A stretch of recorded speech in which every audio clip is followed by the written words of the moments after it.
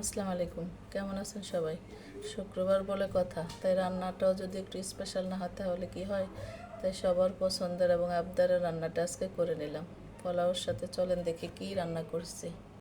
তো এখানে আমি মুরগির মাংস নিয়েছি রান্না করার জন্য। তো মুরগির মাংসগুলি আগে একটু লবণ আর একটু জর্দার রং দিয়ে মাখিয়ে নিব, যাতে কালারটা একটু সুন্দর আসে। তো মাংসগুলি আমি তেলের মধ্যে হালকা ভেজে নিব রান্না করার জন্যে।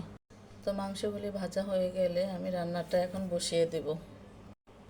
তো প্রথমে আমি তেলের মধ্যে পেঁয়াজ, দারচিনি, তেজপাতা ভালো করে ভেজে নিব। তারপর একটা বাটা মশলা দিব মিক্সড করা। তো এই বাটা মশলাটা আমি কাঁচা পেঁয়াজ, টক দই, পেঁয়াজ, বেরেস্তা, বাদাম ভালো করে ব্লেন্ড করে নিয়েছি। তো এটা তেলের মধ্যে ভালোভাবে ভেজে নিব। তারপর 2 চা চামচ করে আদা বাটা, রসুন বাটা দিয়ে দিব এবং 1 চা চামচ গরম মশলা দিব।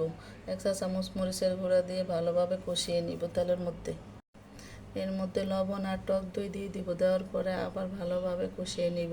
মশলাটা যদি ভালোভাবে কষানো হয় তাহলে রান্নাটা অনেক মজা হয়। তো মশলাটা কষানো আমার হয়ে গেছে। এর মধ্যে আমি মুরগির মাংস দিয়ে দিব। তারপর মুরগির মাংসটা আমি ভালোভাবে কষিয়ে নিব 5 মিনিটের মতো। তারপর মুরগির মাংসের মধ্যে আমি 2 টেবিল চামচ টমেটো সস দিয়ে দিব। দিয়ে আবার ভালোভাবে নেড়ে নিব। তো মুরগির মাংসটা ভালোভাবে কষানো হয়ে গেলে এর মধ্যে আমি পরিমাণ মতো গরম পানি দিয়ে দিব।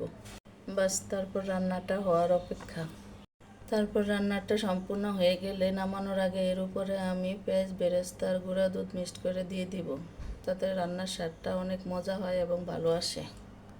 বাস, হয়ে গেল আমার মজাদার মুরগির মাংস রান্না। রান্নাটা যদি এভাবে করেন তাহলে পোলাওর সাথে খেতে অনেক অনেক অনেক মজা হয়। আর এইভাবে রান্না করে দিলে পরিবারের সবাই অনেক মজা করে খাবে খাবারটা, ছোট বড় সবাই।